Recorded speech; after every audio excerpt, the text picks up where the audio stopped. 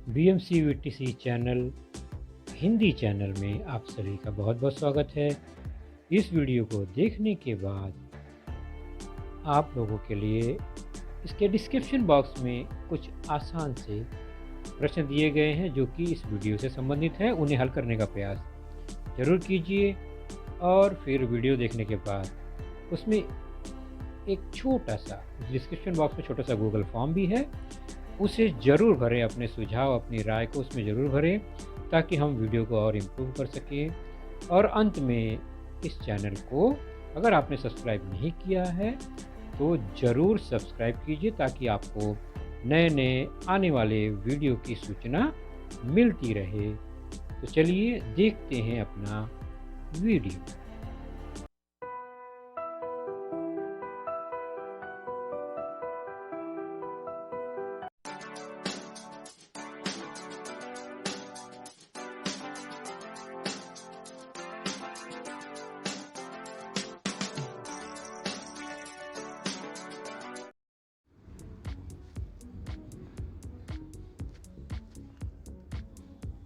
कक्षा आठवीं कक्षा में हमारा विषय है सामान्य विज्ञान। सामान्य विज्ञान विषय के अंतर्गत हमारा जो पाठ है वह है आपके पाठ्य पुस्तक से लेसन नंबर 11, पाठ 11वां, human body and organ system, जिसका दूसरा भाग आज हम देखेंगे। मानव शरीर और अंग संस्थान भाग 2। और मैं हूं आपका वर्चुअल मार्गदर्शक Ajay Kumar Maurya, MCGM virtual classroom Dadar से। तो बच्चों, इसके पहले भाग में हमने क्या देखा? तो हमने अब तक एक महत्वपूर्ण संस्थान श्वसन संस्थान के बारे में चर्चा की, जिसके अंतर्गत हमने श्वसन प्रक्रिया के चरणों पर चर्चा की, जो कि 3 चरणों में पूरी होती है। सबसे पहला है बाह्य श्वसन, एक्सटर्नल रेस्पिरेशन, जिसमें श्वासोच्छ्वास यानी सांस लेना से लेकर सांस छोड़ने की जो क्रिया है उस पर हमने थोड़ी चर्चा की। दूसरा चरण है इसके आगे का अंतः श्वसन, इंटरनल रेस्पिरेशन, जो कि हमारे फेफड़े से ऑक्सीजन हमारे रक्त में जाने की क्रिया से संबंधित है।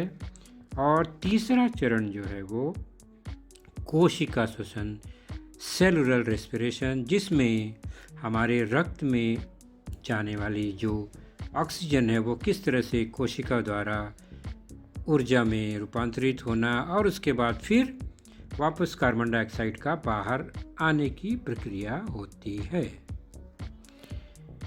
तो हमने जो अभी देखा श्वसन संस्थान, उसके बाद की क्रिया रक्त परिसंचरण संस्थान द्वारा हम जानेंगे, क्योंकि हमारे जो ऑक्सीजन है श्वसन संस्थान से इसी रक्त वाहिनियों में, रक्त कणों में जाकर ही आगे पूरे शरीर में पहुंचता है। तो चूंकि रक्त वाहिनियाँ जो है वो पूरे शरीर में फैली हुई हैं, तो हमारी आज की जो चर्चा होगी वह रक्त परिसंचरण संस्थान, ब्लड सर्कुलेटरी सिस्टम पर होगी, जिसके प्रमुख अंग कौन से हैं यह हम जान लेते हैं। इसके 3 प्रमुख अंग हैं। सबसे पहला है हृदय, हमारा जो पंपिंग स्टेशन है। दूसरा है रक्तवाहिनियाँ, मुख्य रक्तवाहिनियाँ, धमनी और शिराएं, और उसके बाद उसकी छोटी छोटी केश वाहिनियाँ। तो ये सारे जो अंग हैं यह हमारे रक्त परिसंचरण संस्थान के प्रमुख अंग हैं।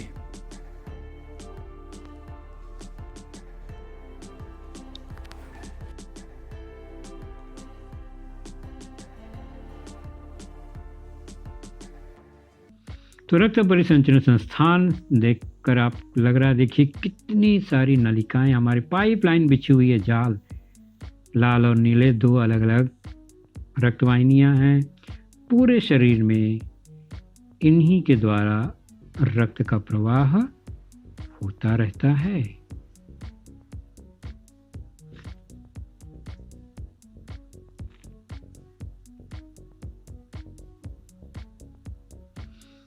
रक्तवाहिनियां दो रंगों में यहाँ दिखाई जाएगी, लाल और नीली।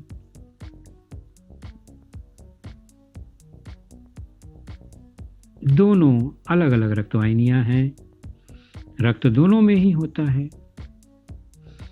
एक का नाम धमनी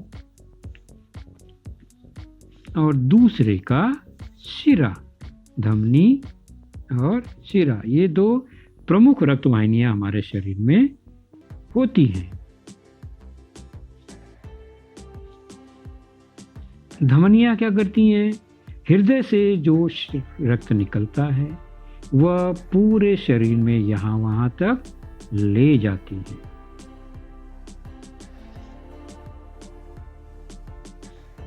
और निश्चित है कि यहाँ पर ऑक्सीकृत रक्त होता है, शुद्ध रक्त होता है, वही निकलकर पूरे शरीर में भेज दिया जाता है।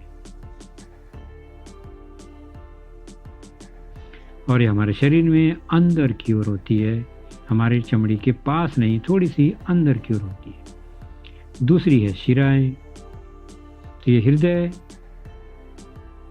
से रक्त जो बाहर निकलती है, मतलब भेजी जाती है, वो रक्त धमनियों द्वारा पूरे शरीर तक पहुंचाई जाती हैं।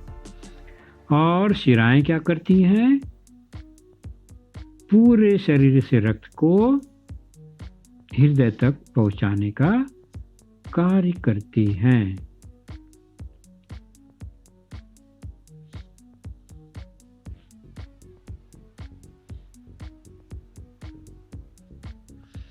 तो इस तरह से धमनी और शिराएं रक्त को हृदय तक, हृदय से शरीर तक ले आती हैं। परिवहन है, ट्रांसपोर्ट लाइन है, रक्तों का परिवहन है यह। तो उसका पंपिंग स्टेशन यानी भेजने, प्रेशर, दबाव डालने का कार्य करता है यह हृदय है, जो कि सामान्य तौर पर 4 भागों में इसे बांटा जा सकता है। खड़े काटेंगे इसको, खड़े टुकड़े करें, खड़े विभाग करें तो 2 विभाग लेफ्ट और राइट हो जाता है। हमारे लिए यहाँ से ये लेफ्ट और राइट उल्टा दिख रहा है, लेकिन स्वयं के हृदय की जब बात करेंगे तो वो लेफ्ट और राइट इस तरह से है। ये हम दूसरे को देखेंगे तो यहाँ लेफ्ट वाला राइट में दिख रहा है, राइट वाला लेफ्ट में दिख रहा है, तो ऐसा नहीं है ये। हम अपने स्वयं के हृदय की बात करें, अपने हृदय को देखें तो इस तरह से लेफ्ट और राइट हिस्सा बनेगा। और हर लेफ्ट और राइट 2 ऊपर और निचले हिस्से में बढ़ जाता है, यानी यह कुल मिलाकर 4 भागों में बटेगा। ऊपर का हिस्सा अलिंद और नीचे का हिस्सा निलय कहलाता है।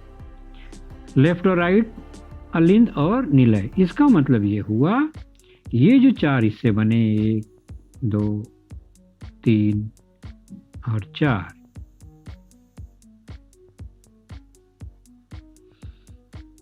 जिसमें देखें तो यह लेफ्ट का अलिंद है, इसलिए राइट का अलिंद है, इसलिए दायां अलिंद, और लेफ्ट का होगा तो बायां अलिंद। तो नाम अलिंद और निलय ही है, लेफ्ट में है तो लेफ्ट, राइट में है तो राइट। उसी प्रकार नीचे दाहिनी ओर निलय, दायां निलय, बाईं ओर निलय, बायां निलय। तो 4 प्रमुख भाग हमारे हृदय के, और यह हृदय 360 ग्राम का, हमारी मुट्ठी के बराबर साइज का होता है। डबल लेयर यानी 2 आवरण इसमें होते हैं।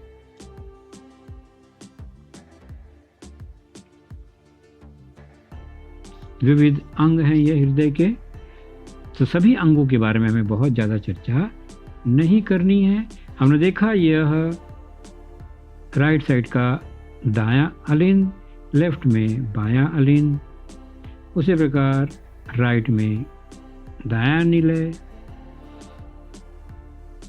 और लेफ्ट में बायां निलय।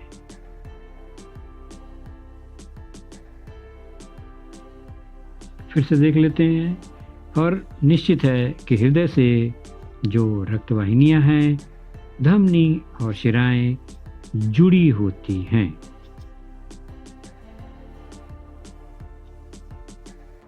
धमनियों से रक्त हृदय से निकलकर शरीर के अन्य भागों में जाता है और शिराओं से अन्य भागों से आया हुआ रक्त हृदय में आता है। तो इस तरह की अलग अलग रक्तवाहिनियां यहाँ पर दिखाई दे रही हैं, धमनी और शिरा। और ये हृदय के 4 प्रमुख भाग, दायां लिन, बायां लिन, दायां निलय और बायां निलय, यानी कपाट के बॉल के ऊपर और नीचे।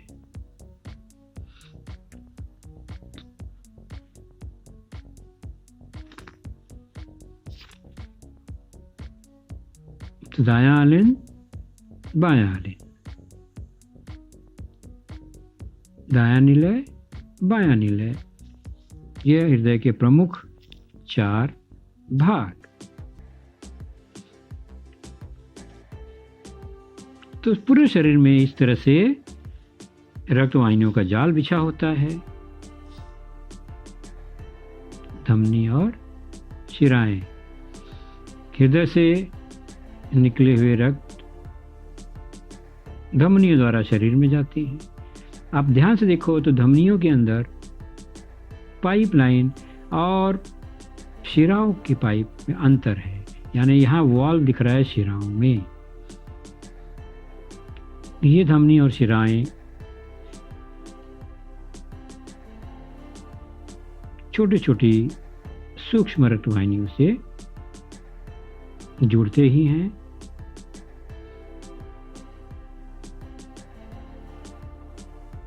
हृदय से शरीर के अन्य भागों में धमनियों द्वारा और शिराओं से अन्य भागों से होकर वह हृदय तक आती हैं।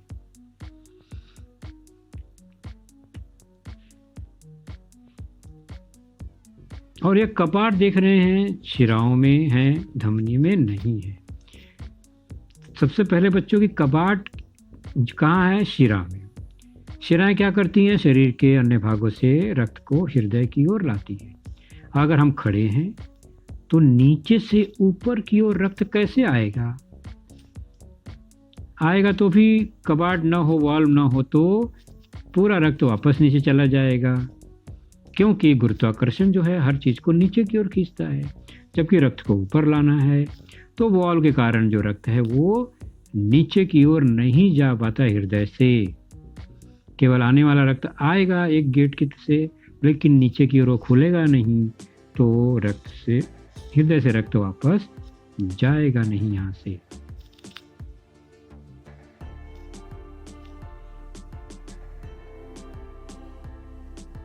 तो इस तरह से केशवाहिनियाँ दोनों रक्तवाहिनियों के बीच इस तरह से संपर्क रहता है।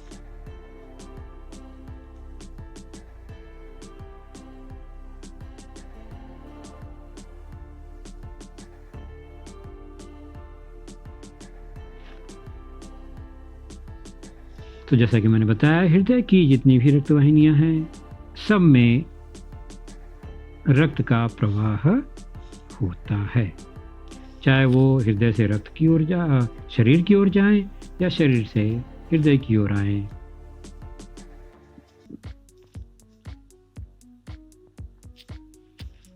तो सामान्यतः रक्त का प्रवाह इस तरह से निरंतर चालू रहता है।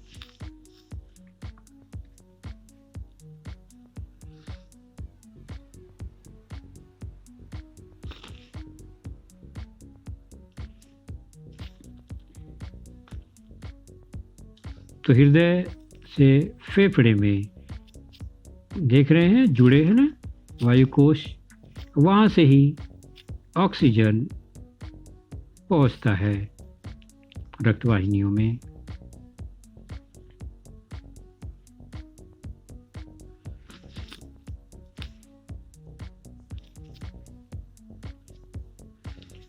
तो ये रही छोटी सी संस्थान के बारे में चर्चा हमने छोटी क्यों की, क्योंकि ये बहुत बड़ा फील्ड है, लेकिन सब बारीकियों को जानना अभी संभव नहीं होगा।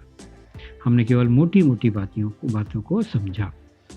तो अब चलते हैं इन सभी संस्थानों में जो प्रमुख हिस्सा है हमारे शरीर का रक्त, वो कैसे, उसके बारे में थोड़ी सी जानकारी लेते हैं। और निरंतर रूप से रक्त हमारे शरीर में प्रवाहित होता रहता है।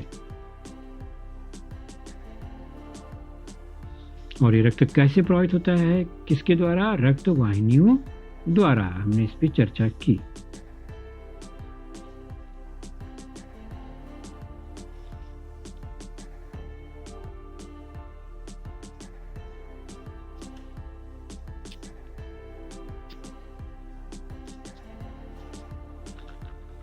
तो रक्त क्या है, उस पर थोड़ी सी चर्चा कर लेते हैं। बाकी आपकी पाठ्य पुस्तक में बहुत डिटेल में है। यह रक्त या रुधिर या खून सामान्य भाषा में कहते हैं, एक शारीरिक तरल द्रव्य है।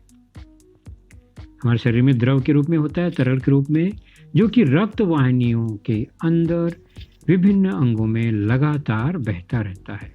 रक्त वाहिनियों में प्रवाहित होने वाला यह गाढ़ा, कुछ चिपचिपा लाल रंग का द्रव्य एक जीवित ऊतक है। यह प्लाज्मा और रक्त कणों से मिलकर बनता है। प्लाज्मा वह निर्जीव तरल माध्यम है जिसमें रक्त कण तैरते रहते हैं। रक्त कण इसी प्लाज्मा में तैरते रहते हैं।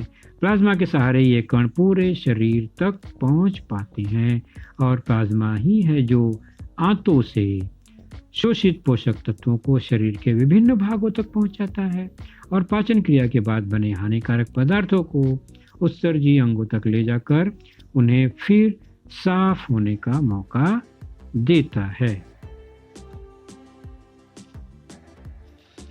तो मानव शरीर में करीब 5 लीटर रक्त होता है। अंदाजा लगाइए, 5 लीटर, जिसमें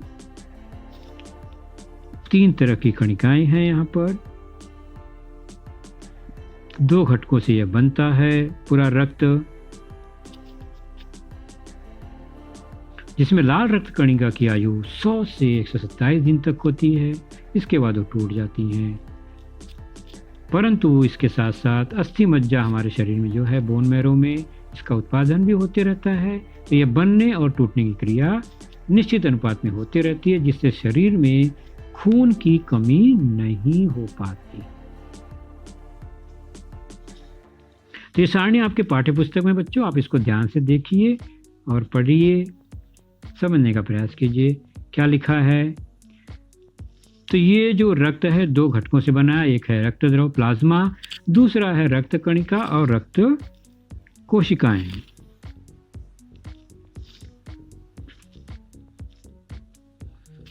तो रक्त द्रव जो है वो हल्के पीले रंग का पारदर्शक क्षारीय गुणधर्म वाला द्रव है।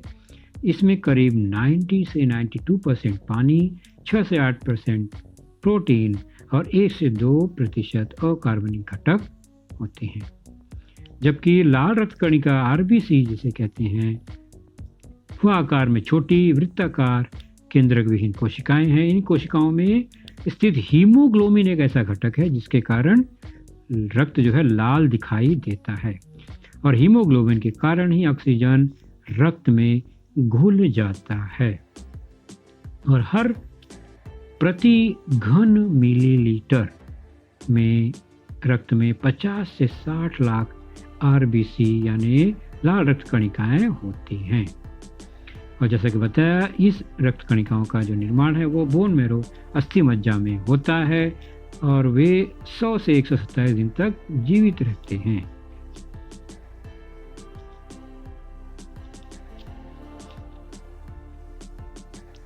प्लाज्मा में दूसरा घटक है अल्ब्यूमिन, पूरे शरीर में पानी विभाजित करने का कार्य करता है। और रक्त कणिकाओं में दूसरी रक्त कणिका है श्वेत रक्त कणिका है, व्हाइट ब्लड कार्टिकल्स, श्वेत पेशी।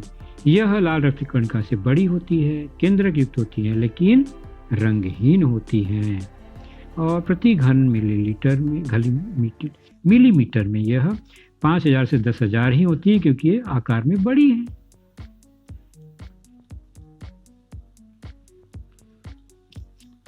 तो इस तरह से ये सब रक्त की जानकारी आपको पेज नंबर 79 पर आपके पाठ्यपुस्तक में मिल जाएगी।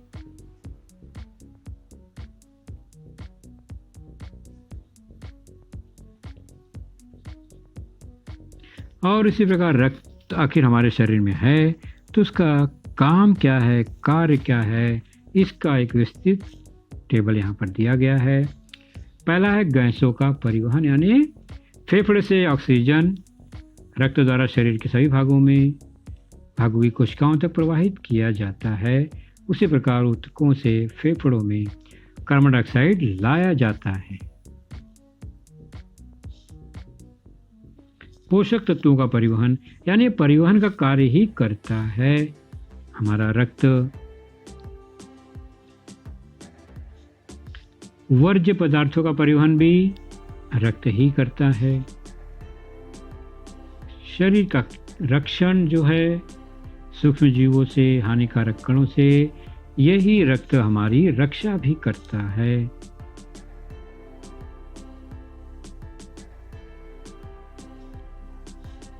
तो ये विभिन्न प्रकार के कार्य जो है रक्त करते हैं, बहुत ही महत्वपूर्ण कार्य है।